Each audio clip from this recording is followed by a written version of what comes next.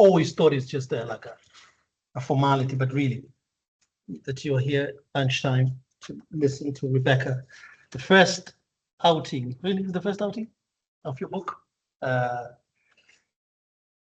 let me introduce myself and then the symposium. So today's one is co-hosted by the Psych Department's Psychology Colloquium and the New Space. And I'm going to introduce Rebecca. Talk maybe for 30 minutes, talking, reading, and then we'll have a discussion. So let me tell you first a couple of things. If you've seen the bio, Rebecca's first book. Is your first book? And she's the feminist researcher focusing on sexual and gender-based violence. And before life in Chile right now, she was in Edinburgh. No, in what? In Edinburgh. In Edinburgh, working on suicide as a postdoc there, as a researcher. And before that, this is the fun. This is the great part. So I have a little part in Rebecca's life, little tiny part. Quite a big part. So first was my postmaster's intern, master's intern at, when I was at UNIS and the MRC. We used to take students just at masters, spend a year with us. And that year turned to 3 years, 3 years of that period. And then Rebecca did a PhD. The PhD was on something else, on children first, right? It was on children. And then it had a different, when you got to this one, it had surviving rape. I was looking at old notes, surviving rape, and then ended up with post-rape subjectivities. The wonderful thing is when your students end up doing a book and you have a little part to it. So I am absurdly proud. Rebecca published this book. I was looking at the students who do that. 4 of them have done that out of, I don't know, 20-something. So that's amazing. This book is a hard book. You will hear it's a hard book. It comes out of pain, but a fierce intellect, an amazing writing. So I spent a lot of time with you, maybe 7 years, working, writing together. And then while you were doing this, and then you left for Edinburgh. One last piece of information. So when Rebecca decided to do a PhD on rape, I didn't think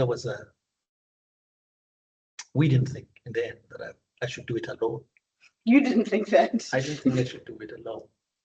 So we brought my friend, my colleague, Tammy Schaeffer, who I also co-supervised some work with. And then Rebecca spent what's called a Commonwealth split PhD at Edinburgh with Lynn Jamieson, who writes about intimacy quite a bit, quite well known, writes on intimacy. And then she spent there.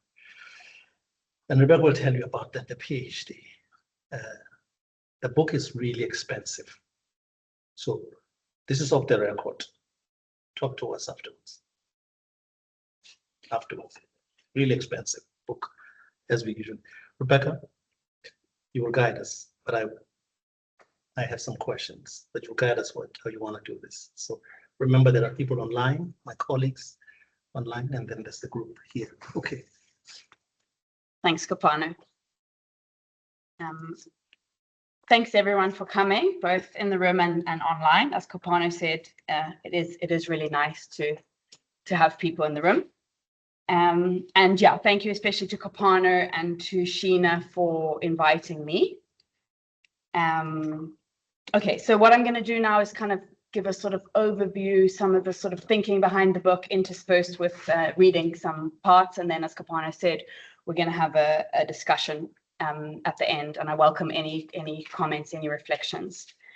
As Kapano has alluded to, the research project which culminated in the writing of this book was catalyzed in October 2015 when I was raped. And in the period that I was raped, I was working as a volunteer counselor at Rape Crisis Cape Town Trust, as well as a researcher at the Violence, Injury and Peace Research Unit, which was then based at the Medical Research Council and UNISA. And so this meant that I was in a possession of a sort of range of knowledge and perspectives that I think most people who are raped do not have.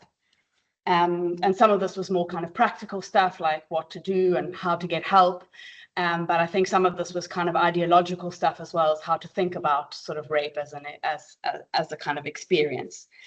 And so throughout the entire process, I occupied this sort of strange dual perspective. On the one hand, I was personally experiencing this kind of unfolding process and some of the sort of interactions with post-rape care and post-rape services.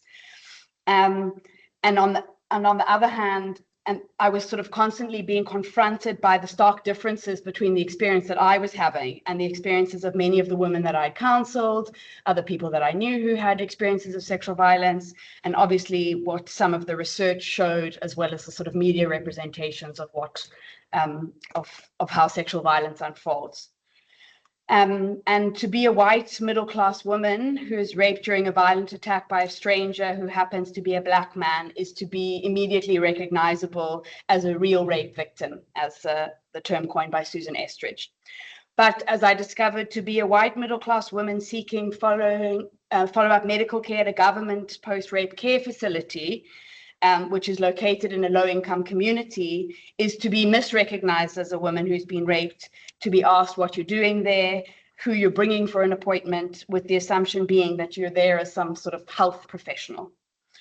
And so the starting point for this project was really thinking about this sort of strange contradictory position that I found myself in, which forced me to ask, what does this mean?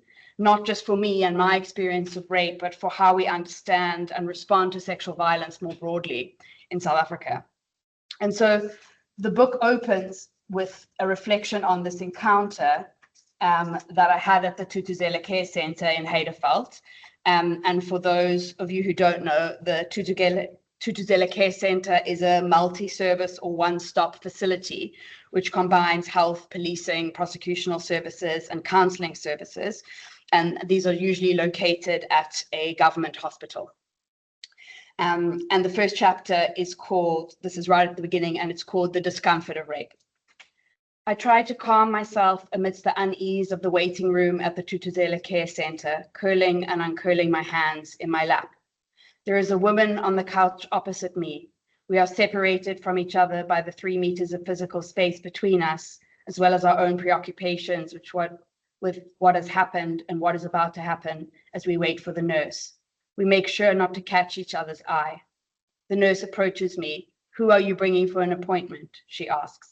Embarrassment and confusion. Who is the patient? In response to my uncomfortable silence, I'm the patient.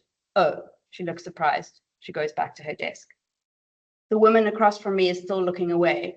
Now it's uncomfortably clear that we are also separated by the different shades of our skin. Mine lighter, hers darker. I feel myself as uncomfortably white. The experience I described here is saturated in discomfort, entangled with other difficult feelings as I wait for post-rape medical care in a government clinic in South Africa. This discomfort is intensified by the nurse's failure to recognize me as a woman who has been raped. The implication is she thought I was there in another capacity, perhaps as a social worker or another kind of professional. This was not the only time that this assumption was made at the clinic, which I visited 3 times to receive follow-up treatment. My encounter in the Thuthuzela Care Centre waiting room is an example of how whiteness and its embodied meanings are made visible, no longer blending in and moving comfortably and unreflexively through various spaces in South Africa. Here I understand whiteness as, quote, a set of effective investments, practices, discourses, power relations, and material wealth that constitute white supremacy, end quote. My white discomfort is an effect and affect of material, spatial, affective, colonial, and apartheid structures and practices which configure the micropolitics of the clinic. The nurse's failure to recognize me as the one seeking medical attention after having been raped occurs in a context in which poor Black women are repeatedly represented as victims of sexual violence, both in popular media and in academic research. My experience of being seen not to belong in the clinic waiting room demands discomforting reflections on the dominant understandings of whose rapes are considered ordinary or even expected. Here, discomfort prompts a reconsideration of thinking and feeling about rape and the broader context in which these thoughts and feelings are constituted.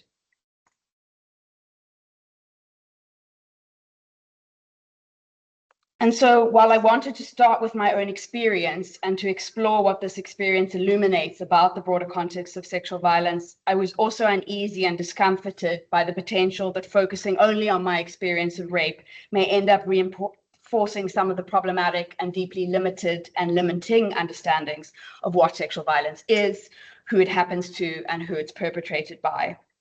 And so I sought out the experiences of other women to complicate this picture. And I wish to note that throughout the book, I use the term women with an X to refer to people who identify as female, women, femme, or trans, to recognize the fluid and diverse ways in which gender is constructed and experienced. And so in the book, I write a little bit about this sort of conflict or some of the thinking process that I had around what does it mean to represent other people's experiences, and particularly what does it mean to talk to Black women about their experiences of sexual violence in a context where they are so often exposed to forms of kind of dehumanization in this context, and sort of grappling with what does it mean to include their experiences versus to exclude their experiences. During one session of supervision, one of my supervisors asked why I don't just focus on my experience. She suggests that this is one way to deal with the complexities around representation, a way to avoid imposing an analysis on the experience of others, to avoid a colonizing gaze on the other. I'm compelled by this argument, but I'm also compelled by a desire to complicate and destabilize my own positionalities as researcher and as a woman who has been raped. To do this, I need the stories of others. In the context of researching sexual violence, the cost of representing others must be weighed against the cost of silence. Choosing between remaining respectfully silent in order not to appropriate others' experiences or representing the experiences of others should be regarded as a situated political decision.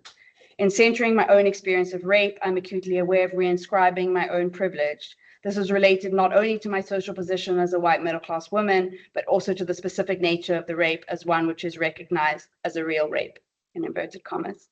In choosing to include the stories of other women, I seek to engage with the multiple forms that rape takes, as well as the ways in which dominant understandings of real rape disguise and silence alternative forms of harm. Here I seek to go beyond spectacular versions of rape that are often the focus of media attention and social outrage to explore the more ordinary and normalized ways in which rape is enacted.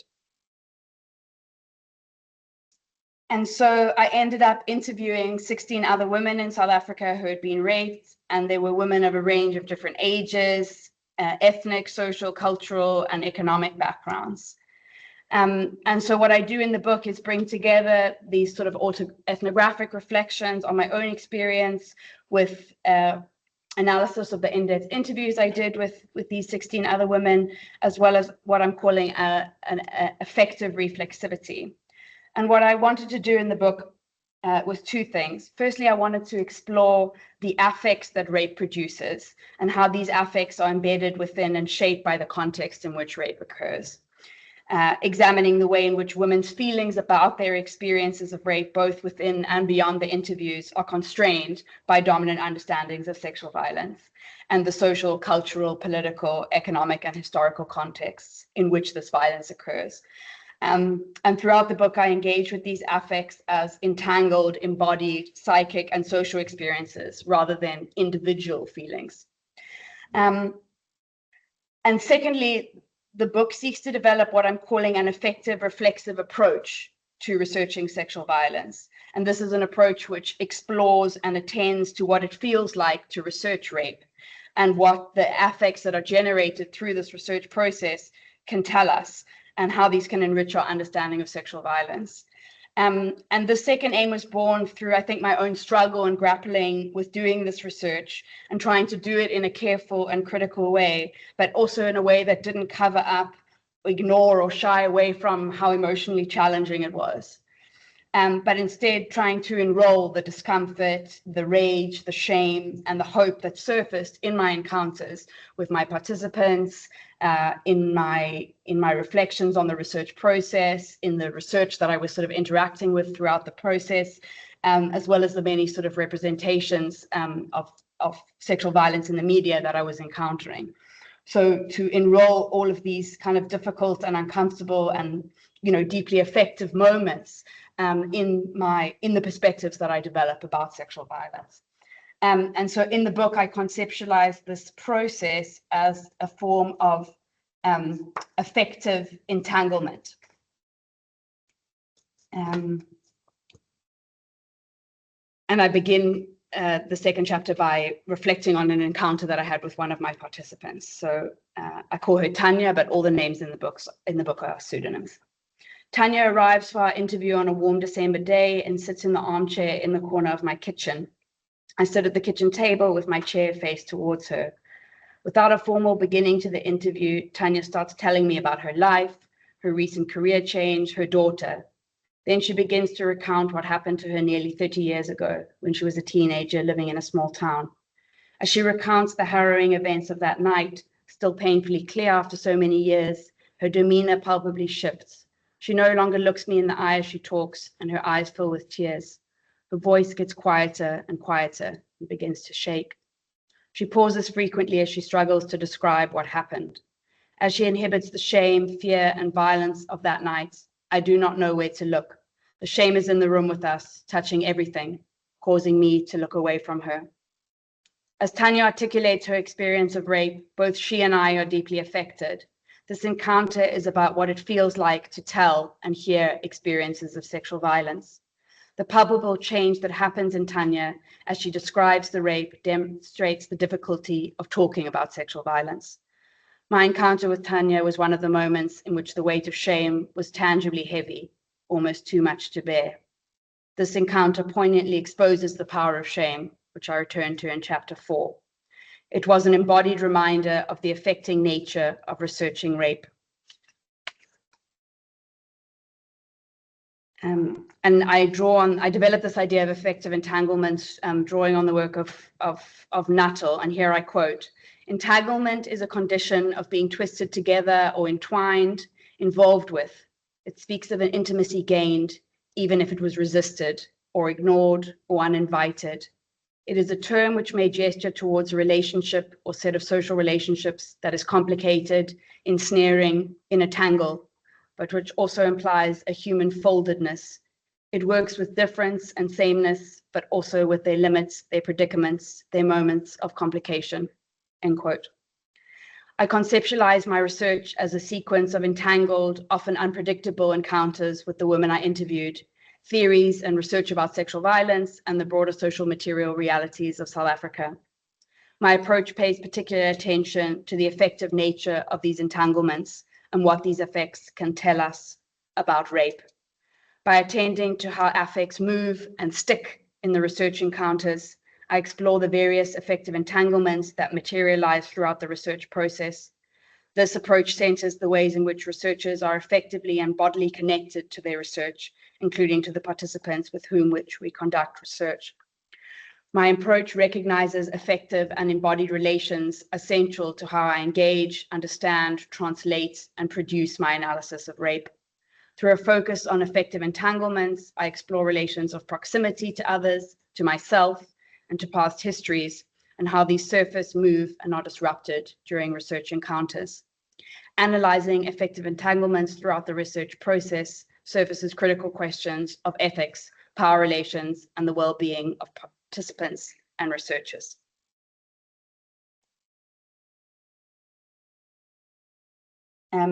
So following the introductory chapter and the chapter in which I lay out my methodological approach, the book is divided into 4 affective chapters, which explore woundedness, shame, rage, and hope. And I'm just going to sort of provide a kind of broad overview of those chapters, and then I'm going to read a little bit from the Hope chapter and then a little bit from the conclusion. So chapter 3 is called The Wounds of Rape in the, in inverted commas, rape capital of the world. And this chapter was, I think in my PhD, this was the chapter I grappled with the most, actually. And in the PhD, I was kind of working with this notion of trauma and trying to kind of wrestle it away from quite individualized and sort of westernized understandings of PTSD. And I was never sort of quite satisfied with how I did that. And so with the book, I sort of reframed it in relation to this notion of kind of woundedness, which I felt was kind of a little bit more open, a little bit less, kind of entangled, and tried to sort of engage more with the sort of social process that involves, not only this woundedness, but this failure to respond or to recognize the multiple ways in which rape wounds. This chapter was also partly inspired by Phumla Xola's articulation in her monumental book, Rape, A South African Nightmare, where she writes, and I quote, "There is a cost, a huge devastating cost that comes with rape, and an invisible wound that remains long after the physical scars where they existed have healed. And what a cost to us to have so many of our people walking wounded.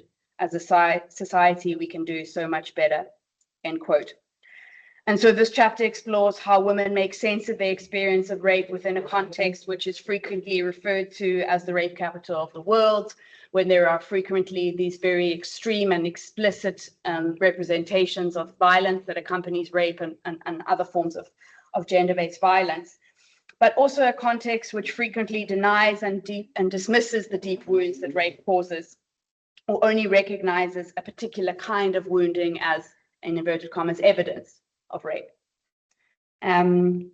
Chapter 4 is called The Stickiness of Shame, and it explores the powerful and suffocating impacts of shame in the aftermath of rape, and how shame is imbricated with long histories of racism, sexism, and classism in South Africa, but obviously not only in South Africa.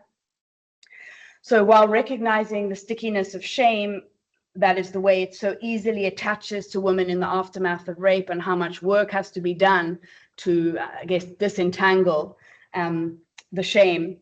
The chapter also explores how women resist shame, and how through the process of the interviews, in some moments, we were able to kind of develop these alternative understandings of rape and sexual violence beyond shame.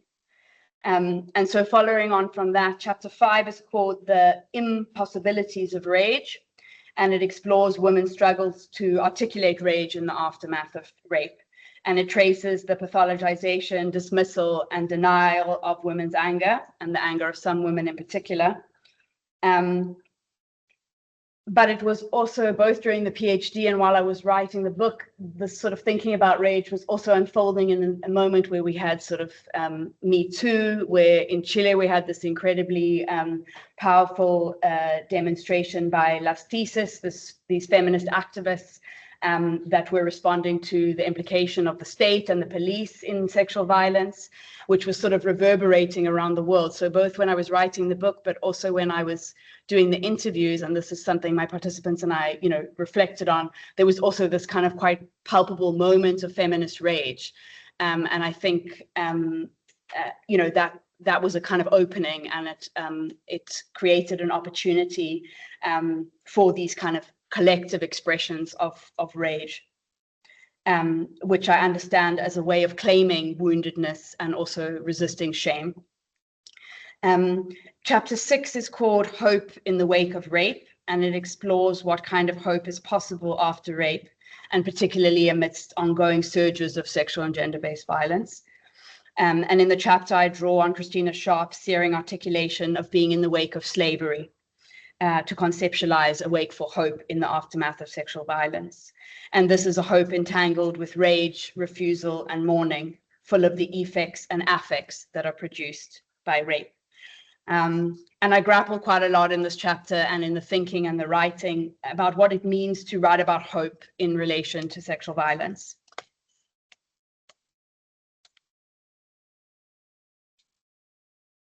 So this is from right at the beginning of the chapter. A few months after completing the interviews, I receive a call from Buchle. As I see her name come up on my phone, I feel a stab of panic in my lower abdomen. My last call from a participant was from a PWE needing to be taken to a safe house to escape the man who had raped her, as he had recently been released on bail. But Buchle is calling for a different kind of help. She wants some resources to enable her to support other women who have been raped. She has created a space for women to come together and share their experiences of sexual violence. We talk a bit on the phone about how important these spaces are. After I hang up, I feel an odd sense of lightness, as if in all the crushing weight that surrounds this research, there still exists the possibility of something else. Could it be hope? This feels like a particularly difficult and precarious time to write about hope. As I finalize this chapter, the South African news is full of stories of the murder of 30-year-old Olorato Mongale, who was killed by a man she went on a date with. This latest spectacular instance of violence has facilitated yet another round of outrage over the normalization of violence against women. At this point, this feels like a perpetual hollow cycle, which does nothing to shift the grip of this violence. In many moments during this research process, I've been overwhelmed by the injustices that constitute sexual violence in South Africa. These injustices materialize not only in the acts of rape themselves, but also in the lack of care from medical professionals, police, family members, friends, partners, and society more broadly, as discussed in previous chapters. It's hard not to feel hopeless in the face of so many wounds and the repeated refusal to take these wounds seriously. The experience my participants have recounted in our interviews are painful reminders that women in South Africa are not free. Hearing these experiences of violation has often felt like being swallowed and suffocated by the weight of violence. Thus, hopelessness is a key part of what it has felt like to do this research. I'm also cognizant that a focus on hope in the wake of rape has the potential to reinscribe glorified conceptions of survivorship, which deny the ongoing pain that survival entails. As my participants have so poignantly demonstrated, to survive rape is an ongoing struggle. This is survival in the face of repeated denial, dismissal, and diminishment of the woundedness that rape inflicts. To survive is to frequently be subsumed by shame and to struggle to articulate rage. To survive is to continue to live in a society where thousands are violated every day. Yet despite the heavy weight of hopelessness that has pressed down on me throughout the research process, the fierce vulnerability, refusals, and resistance of the women I interviewed have compelled me to return to the question of hope.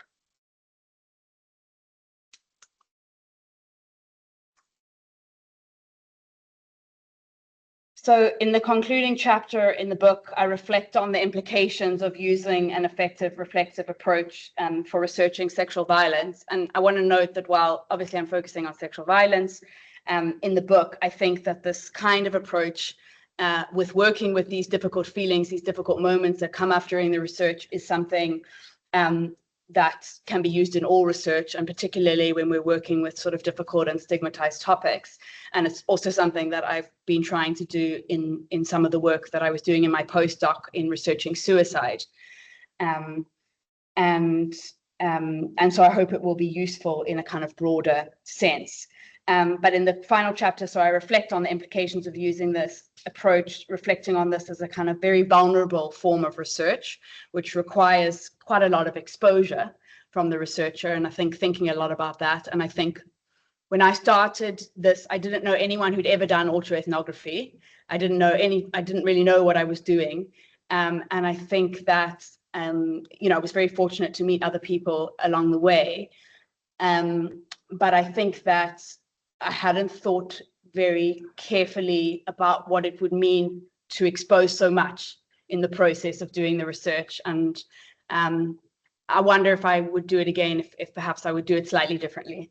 And so that's I think something also I want to keep in mind. And when I speak to other people that are interested in doing this kind of work, to sort of hold space for what does it mean to expose so much of oneself. That doesn't all have to end up in the book and the thesis. And And obviously the questions that this raises for researcher well-being and to be able to do this work well and to be supported, and the role that supervisors and institutions have to play in creating a culture in which this kind of work is possible because it's well supported, you know, on a whole range of levels. And there are some interesting examples of researchers doing this well, I think, that I reflect on in the book. I want to end by reading the final section of the conclusion, which is very much, as you will see, inspired by some work of Capano's. And this final section is called Cultivating Breathing Zones. The affects of rape have important implications for how women are able to make sense of their experiences of sexual violence, including in relation to possibilities for healing. As I have shown, failures to acknowledge and attend with care to the wounding of rape intensify this woundedness. The overdetermined nature of shame sticks to women, making them stuck in senses of isolation, powerlessness, self-blame, and helplessness. The silencing of women's rage makes it more difficult for them to articulate how they have been deeply wronged and that they are not responsible for having been raped. In contrast to shame, rage is an important place from which women can resist rape culture. Finally, Wake for Hope offers opportunities for less violent futures forged through care, solidarity, and witnessing. My analysis points to the need to cultivate and support existing spaces of rage, mourning, and Wake for Hope, where women can gather, support each other, and bear witness to each other's pain to enable healing, repair, and remembering in the wake of rape. These are spaces in which to identify, disrupt, and subvert the damaging effects of rape. These kinds of spaces may enable a feminist praxis of healing, which Irina Popescu describes as including documenting gender-based violence as a deep violation, fashioning spaces which bring together those who have been brutalized by this violence, bearing witness to these violations, and provoking a public body to enact change in the social conditions which produce and sustain this violence. These spaces may take many forms: community-based organizations that provide care, emotional and material support, add dignity to women, collective spaces of truth-telling which name and challenge unjust social messages about sexual violence, public forms of art which assert women's violations alongside their agency and resistance, as well as forms of feminist activism and protest, both online and in the streets. These are spaces which enact therapeutic social praxis, moving beyond individualized approaches that situate healing as an individual responsibility. These spaces are example of what Kampala Ratele has referred to as breathing zones, or what Pumlatola, borrowing from the Frente de Liberación de Mozambique's concept of liberated zones, and Ngola calls them freed zones. In describing these breathing zones, Kapana Ratele writes, "How can we think of love in this country without thinking of violence when each week we read of a boyfriend murdering his girlfriend, a husband murdering his family, a policeman killing men and women, and himself being killed? One should ask, how do I become a more caring, more compassionate human being in such a world? We may not always fully escape these forms of violence. When we do so, it is only conditionally, temporarily in the in-between moments, the exceptional moments. If this is the case, what we must first do is seek and build temporary spaces of love, small zones, where men and women are free to breathe.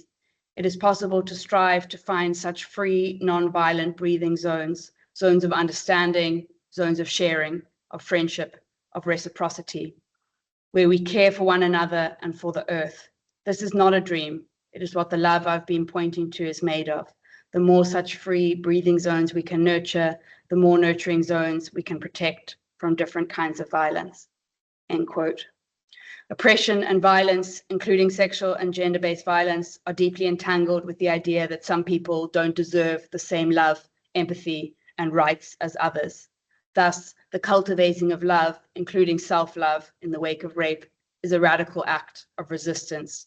The creation of these kinds of spaces draws on long legacies of feminist organizing, which recognizes that, and here I quote Pumla, sharing personal experiences of patriarchal wounding is part of peeling away the layers of patriarchal violence.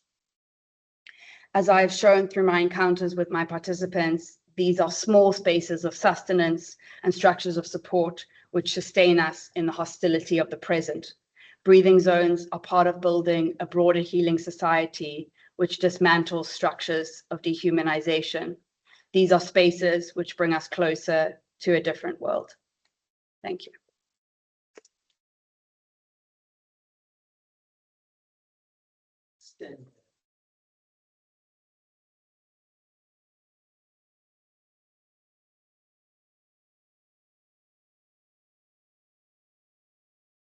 They see us. Okay. You will agree, I suspect, even without reading the book at this moment, that this is a moving, intense, vulnerable, terrifically good book from a really amazing PhD with which we struggled for a while towards the end. Right. Rebecca, thank you very much for making time to come to Stellenbosch, all the way from Chile, Rosebank, and Stellenbosch, and that you didn't get lost. So I've read the PhD several times, I've read the book, but I want us to structure this a little bit different. So let me put a few things that you can pick up, because I want the people to interact with the book here. So one of the things that takes a little bit away, and I was reminded about this, is the chapter where you talk about the approach. You call it intersectional, decolonial, African-centered feminist approach to this, in addition to the affect bit you just. So that's the one thing. You've spoken about woundedness, shame, rage, and hope, and the weight of shame in particular. I learned something from you a while back when you spoke about the shame belongs to the perpetrators, right? That's what I learned, and I see it's in circulation quite a bit. So if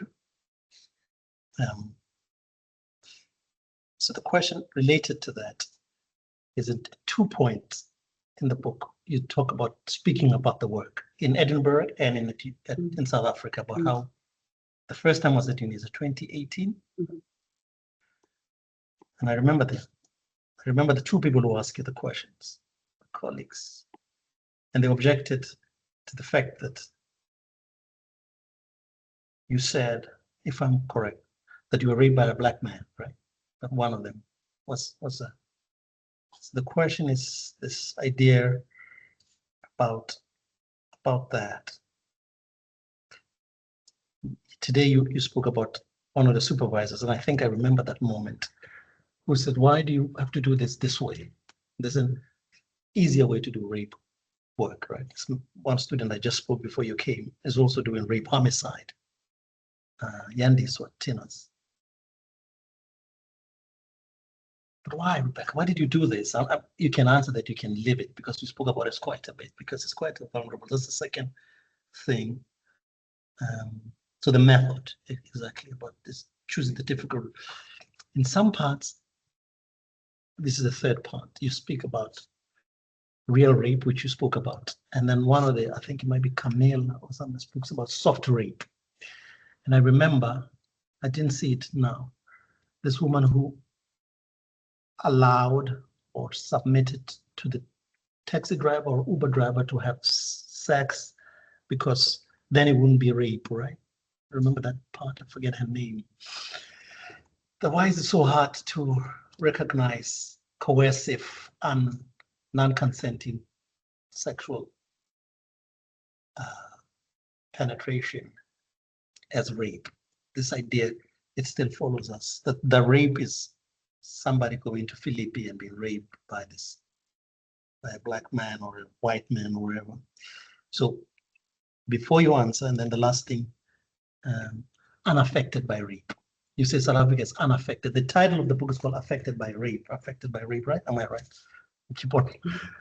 But you somewhere you speak of South Africa being unaffected by rape, so you can pick that as a fourth thing. Do you want to pick up before, and then I'm going to hear from here and then how Koleka Putuma speaks about the rapist, that right at the end, right, is the last chapter. Mm-hmm. You want to read that a little bit? Sure. Sure. Okay. Okay. Yeah. So thanks, Kopano. I'm gonna any of them. I'm gonna respond. Sure. I'm gonna respond to a few of these, and then I will. Yes, I can reflect a little bit. Maybe I'm gonna start with this issue about how to think about men in this case, and I just want to say that not all rapists are men, and not all men are rapists. But in this case, of the women that I spoke to, all of them have been raped by men or boys. With the exception of one participant who had been raped by a man, but also as a child had been sexually assaulted by another child who happened to be a girl. And she speaks about her experience of grappling with this and the fact that this experience was just not represented anywhere, and it was really difficult. And I think that, leads into this question. And I start in the book, and this is obviously a sort of contentious, a challenge is, how do we define rape? Who gets to define that? And one of these participants, who I call Camille, when she was responding to the post that I put on Facebook, she kind of emailed me and said, well, like, I don't know if this fits. I had this experience, and she calls it, in inverted commas, soft rape, of being in a situation with a friend where he was kind of hassling her, and kind of eventually she was just like, okay, whatever. And how she kind of struggles to make sense of this experience. And the way that she's both, calling it a soft rape to kind of allude to the fact that it doesn't fit in this domination, but she's still calling it a rape. And so she's kind of grappling with these sort of difficult things. And as Kopano has mentioned, there's another moment in the book where I'm in conversation with a young Black woman who has had multiple experiences of sexual violence, the most recent one of which is agreeing to have sex with this Uber driver for money. Because she needed the money, and then him not paying her, and her conceptualizing that. But there's this kind of really awkward interaction where I kind of make an assumption about the kind of story she's going to tell, and then kind of realize that I've done this, and just realize about how, and I guess the same is true of shame, how much we think we enter these spaces as feminist researchers, that wanting to kind of push back against these harmful understandings. We still carry these assumptions about what kinds of stories we're going to hear. And I was so ashamed of that moment, but I chose to put it in the book because I think that it both destabilized my own position as this, feminist researcher, but also that it just showed how powerful these dominant understandings of what really, I thought she was going to say, well, then like I refused to have sex with him for money, and then he hit me over the head, and so that was like kind of what I was anticipating was going to happen. And so part of I guess the thinking around the book is what kind of affective spaces do we create for what kinds of stories our participants are able to tell. But going back to this notion of how to think about men in this picture, I think this is difficult, and this is something Kopano and I have spoken about, and my own discomfort with naming and saying explicitly that I was raped by a Black man, because of how that touches on all these terrible histories, these assumptions that we make, and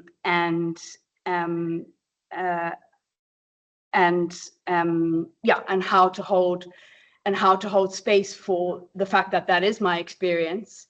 And I think the fact that I was a white woman was implicated, that I was deliberately attacked in that sense. But that doesn't take away from these experiences of men being falsely accused and long sort of histories of racism, and how to hold those kind of two things together, and how to think about men. And for me to think about this, who was a young Black man, involved in a situation of gang violence, and how to think about him in this whole process, and how much empathy we should have for men who do these things to us. And this is something I spoke to my participants about and learned from my participants, because I was speaking to one of my participants about this experience and how terrible I felt for this young man who'd been sent to rape me as part of a gang initiation, and she, at the end of this whole story, she said to me, but it was still wrong. And that was something that really, I think, gave me some space to have empathy. And some of the other women I spoke about this process of having to refuse to identify, to justify, to try and understand why these men, often men that they loved, did these things to them. And one of my participants, who was a friend of mine who I interviewed, at some point she said, I just don't care to do that. I just don't care to think about why it is that he might have done that. And that was also a very powerful, I think, refusal of one of the ways that we try to make sense of this is always to shift to think about, like, okay, well, why do men do these things? Yeah, and as Kapana has mentioned in the conclusion, in trying to shift back to thinking about masculinities, I include Patuma's obviously very powerful poem that she obviously wrote in the kind of Me Too moment that's called Him Too, where she kind of reflects on all the kinds of men that are involved in these kind of experiences, and that in perpetrating this kind of violence. But I think there still remains a complexity, and I didn't really know what word to use to describe these men who are kind of present but absent, because I'm not speaking directly to them. So I think I avoided using the word rapists. And in some case, I refer to them as sort of perpetrators, but that is also something that I think is uncomfortable and, in challenging in doing this kind of work. Okay. I really feel, sorry, you can go ahead, but I feel every time for the PhD, but also this work, that space you're talking about, but I'm talking about it slightly. It's the same space, like, feels like to do more of this book talks. We need to create a warmer holding space for the work. Feels like they're like, oh, this is so impersonal, so cold, but please forgive us. All right, please, who wants to offer a comment, a question, a reflection? Please. Thank you. Your work's always so inspiring. I think what I can think about a lot as you've been talking is like how much power language has for yourself in experiencing something, but also in communicating to others at all levels. And I think there's all these almost intersecting binaries, so like victim survivor, rape. Like, I think what I've been thinking about is, have you read Anya Srinivasan's book, The Right to Sex? She's a philosopher, and I think it's something I found really interesting in her book. She talks about this concept of bad sex. And I think obviously you're talking about the context of rape, and rape falls into this very almost, it feels like one of the clear-cut examples, like either it's rape or not. And you're talking about this idea of real rape, but I think most people will have like a common sense idea in their head of what they would consider rape. And yeah, I don't think I have like a clear question, but it's like, I think it's interesting when we adhere to this idea of using the word violence. I've been finding it quite helpful to think in the context or using the language of harm.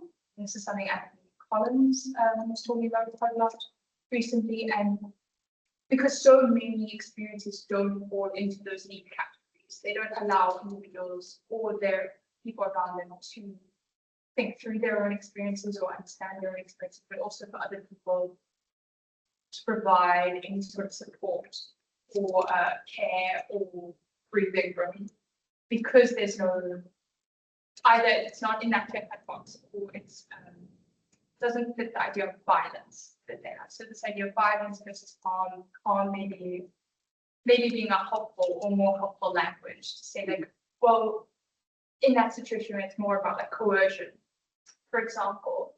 Maybe it's not a crime, because that's also very much in this idea of like carceral punitive justice and this idea of like rape being a crime, and that's why it's bad. If we shift away, okay, so it wasn't crime, but it still was bad. It still harmed me. I was harmed in horrible ways. And also I think it creates a lot of space for you to have that empathy that you're speaking about. Because if I reflect on my own experiences, that I align with a lot of having a huge amount of empathy for someone who has harmed you greatly, and then other people not understanding that and wanting you to be maybe angrier than you are, or wanting your rage to look different. than it is. Yeah, and just also thinking about this idea of like having to create a hierarchy of harm, of like having to put things in a like a, well, this is worse than that, and that's worse than that, in order to gain this idea of legitimacy of like my feelings. Either I'm like a real victim, a real survivor, or yeah, I'm going to be believed in some way, and how all of that is simultaneously, I think, harmful to everyone involved in the same way as like patriarchy is. It's like it hurts men, women, perpetrators, survivors. So like how do we sort of start unpacking and like not buying into that idea of like a hierarchy of harm? I don't know, it's just a general, very broad-based comment. Don't really, yeah. No, thank you for sharing that. And I think that, yeah, you've touched on a really powerful, a lot of like really key points. Yeah, the thing of language, yeah, when you write a thesis, when you write a book, you know, about these very contested things, it's hard. I thought a lot about this, about how am I going to refer to myself and my participants. And I ended up with, I think in my PhD, I used women who've had experiences of rape or something. One of the examiners did not like that. And so in the book, I went with women who have been raped. And I do speak a little bit about, obviously, there's a lot of stuff about this kind of victim survivor kind of paradox. And this notion of like, yeah, survival and how you should respond as a survivor, which was, and I think also, I guess, like amplified in this kind of Me Too moment, was women feeling that they couldn't really claim that position if they weren't coming out and like speaking out and, you know, speaking back and, you know, all that kind of thing. So that was, I think, also framing very much how people understand their own processes. Yeah, and I really like what you said about harm. I guess that's in the chapter that I'm working with, this idea about like woundedness, like that there's so many levels at which one can be wounded by this experience.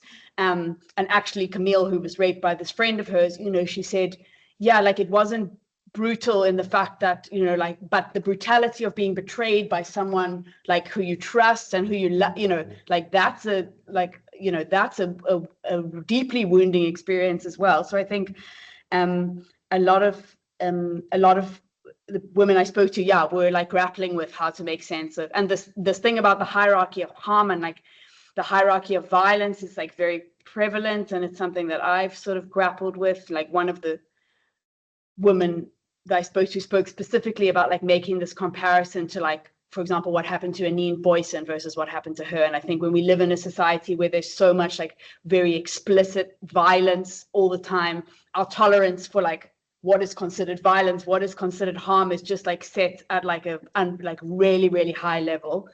And that creates, yeah, like all sorts of like difficulties in how we respond and how we like understand our own experiences. And I will say that like a lot of the women I spoke to had these kind of you know, these more coercive, like less explicitly, perhaps physically violent experiences, like grappled with it at points in the interviews that, you know, they called it things like bad sex, weird, you know, other things. But at the same time, in other moments, they were all able to claim like that what had been done to them was rape and was like against their consent. But I think that's made much more complicated by all the things that, you know, you've said about yeah, like what very tiny thing can fit into the box. And I guess maybe going back to Kapano's question about like why did I choose the hard way of doing this and like working with my own experience, because yeah, I think because my own experience fitted into all of those things. But I was still having all these weird experiences of being like, of it being misrecognized, of still feeling like incredibly shameful and feeling ashamed for feeling ashamed as like a feminist who didn't believe that I should feel, you know, there were all these things that I wanted to, yeah, that I wanted to like kind of unpick. And while always recognizing that my experience is like completely in the minority, and, you know, and that's true of all the data that we have, you know, that most of the women I spoke to were raped by someone that they know, and in all countries, in all communities, that, you know, that is the case. So and yeah, I think it's you know, these are ongoing and like much more shifting, you know, these are moments in which some women are able to claim this position, whether that's as a survivor or as a woman that's been raped, and we're constantly having to like fight for that. I was talking to Kopana earlier about, you know, reading some of the women in the Epstein case coming forward and talking about like how ridiculous it is that they are being subjected to, you know, having to fight to claim this, you know, this like terrible position which no one wants to have to claim, but that is a kind of ongoing, an ongoing fight, but also how that's enabled by being able often to recognize your experience in someone else's experience and feeling validated by those, you know, by seeing, okay, well, someone else named this, you know, maybe I can also name what happened to me in that way.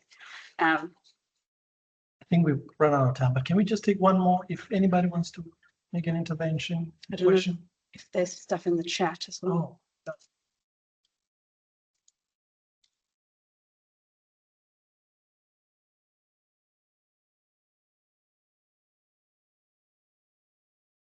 Just about the technical difficulties. Anybody, please go ahead. I feel like this is the right question for us, obviously will answer. But I was just wondering if the order that you laid out of the affective experiences, was there any intention behind this? Maybe like a rudimentary example of that stage of grief. Was there an intention behind the work for chapters? Yeah, I think there was. I mean, I was not trying to kind of develop a model, and I guess in some ways I'm resisting that way of understanding experiences as like so sequential. And I'm thinking about a new project now that's about focusing more on kind of healing and repair, and how it can both be helpful but also incredibly problematic to have these understandings of how one should recover. But I think that it was, yeah, I guess kind of linked to my process and yeah, like some of the ways in which these things were in conversation with each other. So for example, for me, there's like a very strong relationship between the shame and the rage. And this kind of inability to articulate rage because you feel ashamed. And so why should you be angry at yourself normally for having done these things that we're told implicate us in getting ourselves, you know, raped in inverted commas. So yeah, and I guess I wanted to start with the woundedness as a way of kind of, yeah, like of, I guess like, yeah, like saying, first of all, these are some of the harms and these are also the things that go along with the harms that, you know, that deepen them, that make them difficult to recognize and to respond to. But Kopana and I have also spoken about this. Yeah, what does it mean to write a chapter about hope? And that was something I grappled with. And in the PhD, it's not a whole chapter. It's kind of just part of the conclusion. But I went back and sort of spent a long time with it. But one of the things, and Kopana also referenced this, that in my mind the whole time, I'm also thinking a lot about what kind of representation of South Africa am I producing by writing about sexual violence? And I write about being in Edinburgh and about talking about South Africa and kind of realizing that I'm producing this like very colonial image of, you know, it is the rape capital and all this kind of thing. And so I guess there was a kind of intention behind this chapter also, and I write about this in the book, to push back about this idea of South Africa as a place without hope, you know, that we are like so subsumed by violence that, you know, like what's the kind of point? Because I think that does, that obviously also, you know, denies and misunderstands like the historical violence and how difficult that is to shift, but also the, you know, the healing, the regeneration, the community building that does happen. But I guess I also wanted to do that in a way that isn't, what did you say, Kamana, that isn't easy and doesn't like let people off and you can just like feel happy at the end of the book and move on. But I also wanted to acknowledge that like I did feel hope, and I felt like there were actually some really powerful moments when I was able to sit with other women and talk about these things that like we're not supposed to talk about, or, you know, when we talk about it, other people react like in a strange way.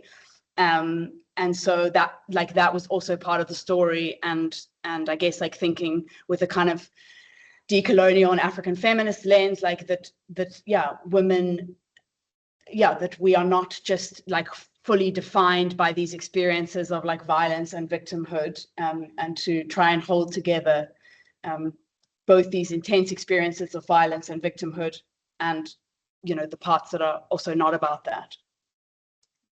We have to stop. So thank you, Rebecca. Can you talk from Chile? Because I feel like a lot more people should be hearing this work. So thank you for your time. Thank you, Sheena. And thanks, I see Ashraf is still online, and Helman. So thank you for the time joining us. This is online thanks, if you want Rebecca. to see it, I can see how we can download it for you to hear. Appreciate your presence. Have a good afternoon. Thanks so Thanks, much. everyone. A very powerful talk. By the Thank way, you. while we're logging off, I was introduced to the book that you referred to. Is it Amy Srivasan? I always get it wrong. The Writer Sex by Dr. Smith right there. I think it's a wonderful book to grapple with, but also she turns out to be an amazing speaker. I see her work online, philosopher at Oxford, I think, yes. So, okay. Maybe people want to talk to you on the side. Sure. Bye-bye, Sheena, thanks again. Thanks, Appreciate it. everyone. Thank you.